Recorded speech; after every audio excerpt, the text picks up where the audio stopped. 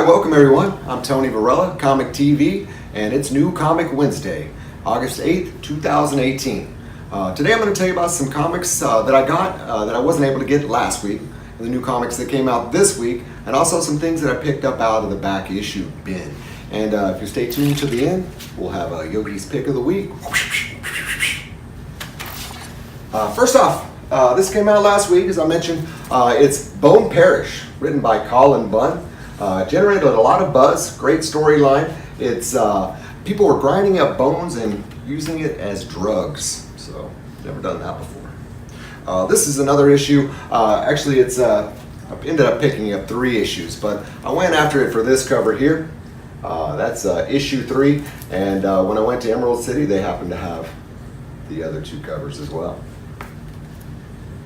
All 3 pretty nice. But the issue everyone's talking about this week is Fantastic Four is finally back after a long hiatus. This is the Esad Ribic cover, one of my favorite artists. Did a great God of Thunder run. That is the first appearance of the Venom symbiote. I definitely recommend you can pick that up. It's going crazy in price.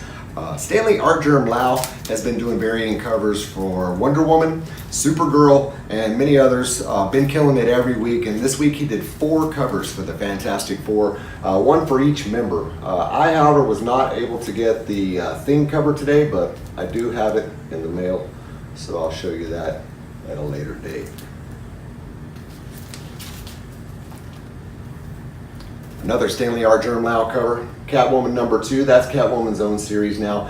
There was a new villain introduced in number 1 that was pretty interesting. Looking forward to checking it out.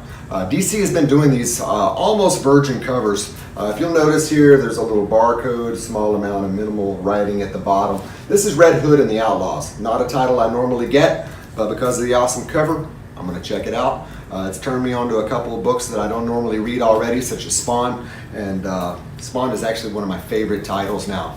This is the Miles Morales Spider-Man title annual that came out today. Love Miles Morales. I'm scared what's going to happen now that Bendis is left to write Superman. This is Aphrodite. It's a number 1, but it's not the first real issue of Aphrodite. But definitely something I wanted to check out. I thumbed through the issue and the interiors looked really good. Adam Hughes, he's one of my favorite artists. He did this week's Superman, and make sure you get your gazer beams on that cover. Superman catching the bullet. If you look in the window behind, you can see the reflection of the masked bandit trying to gun Lois Lane down. Take her out, man. Tired of Lois Lane.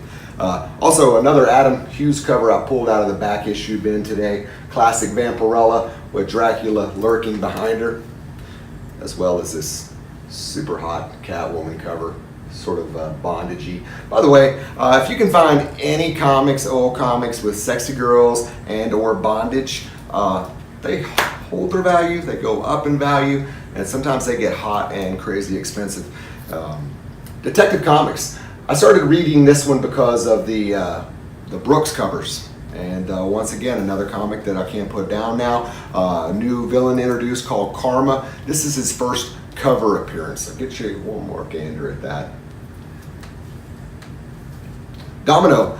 Greg Land has been doing the covers. Super awesome artist, knows how to draw the ladies, and the interior art on this is really good as well. The name of the artist escapes me, but the story, the art, everything's been good on that. A lot of fun. This one is Old Man Logan. Mike Deodato Jr. has been doing the covers for that. He did the interiors for a good stretch, just doing the covers now, but one of my favorite artists. He also did this G.I. Joe issue that I picked up out of the back issue bin. It's kind of dark. I hope you can get a good look at that one there. And there's been an Italian renaissance in comics right now. You've got Gabriele Dell'Otto, Francisco Mattino, Louis Perillo. I showed you a couple of issues last week of Perillo's work. I've got here a Red Goblin, Spider-Man 800. Perillo also did a bunch of Deja Thoris, Vampirellas as well. Recommend you pick those up. He is really hot. And this is a sketch variant of Francisco Mattina, just to give you some examples of their work. And then this week, you've got Gabriele Dell'Otto doing The Flash. Mattina had been doing the last 6-8 weeks or so been killing it, and this one's no different. I'll buy anything that Delato draws on, including this Morbius that I picked up out of the back issue bin. This G.I. Joe #1. This is a gatefold cover as well. It is really nice. And also this G.I. Joe right here. All Gabriel Delato. He does a few more covers, but those are the best of the G.I. Joes. And also some honorable mentions. This Mike Mayhew, he did a Spider-Man 800 and 801 variant that are really valuable right now.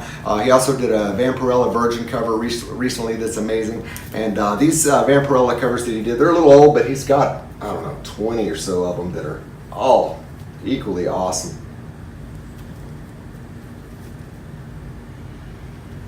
So I can't waste a trip down to Emerald City. They got tons of back issues. If you're looking to find something, you'll most likely find it there. So if you're out in Tampa, come check it out. But Dark Side is my local comic store, so a big shout out to them. They take great care of me. And for Yogi's pick of the week, I'm gonna have to go with Fantastic Four. And for some reason, Yogi really liked this Sue Storm cover.